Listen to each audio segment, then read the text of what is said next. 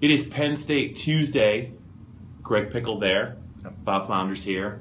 Penn State is now 2-1. They're getting ready to host San Diego State on Saturday at Beaver Stadium. James Franklin had his press conference today, Greg, and he was asked about a report, an athletics integrity monitor report, where there might be possible tension or friction between himself and some, I guess, the compliance department, and he had something to say about that. He did, yeah. James Franklin was asked about that pretty much right off the top by the Reading Eagles' Rich Carcello, and he said exactly what you would expect him to say, and what coaches have always said, that a healthy amount of tension is good.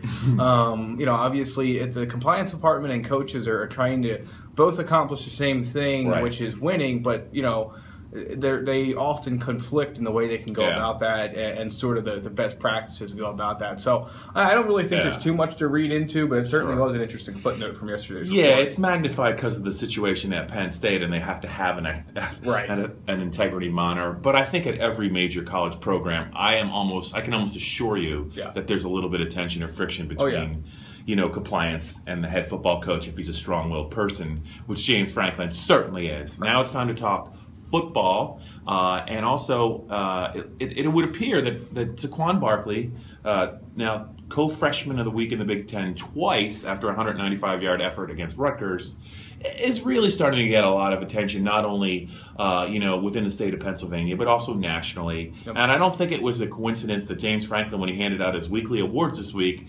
chose to give it to the offensive line instead of Saquon. And I think that's just kind of the checks and balances that James is trying to do, trying to make sure Saquon doesn't get a big head. Not that he has a big head, but I think he's very aware of the fact that he doesn't want him to kind of become center stage. Yeah, and he was sort of asked about that and pretty much said what Bob just paraphrased. I mean, I think that clearly, when they talked about the running back rotation, he said that they're going to do the same thing they did last week, this week, which was give both him and Akeel Lynch a series apiece and go with the hot hand. He allowed for the fact that could change in practice this week.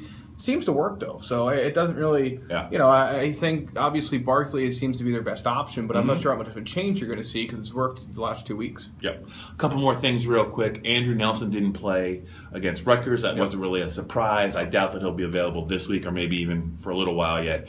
Does it surprise you that Paris Palmer has leapfrogged him at the left tackle position on the depth chart at all? No, it does not. It seems very clearly that is an injury-related deal. James Franklin said it's where Paris is, also where Andrew is. I think it's mostly where. Come on, James. We know what the deal is. And one last thing. I asked him a question, James, about Grant Haley, and I got a John Reed answer, which was kind of neat. It took me a while to figure it out that he was actually talking about John. But it does appear that the coaching staff in general really likes the way that John Reed goes about kind of learning his craft on a daily basis, and he's got a lot of folks, it sounds like, Greg. Yes, absolutely. This is a kid that everyone loved at high school, and they love him still.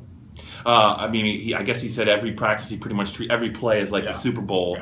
We bring that up because he had a fumble recovery and an interception off the bench, and who knows what we'll see from him this week.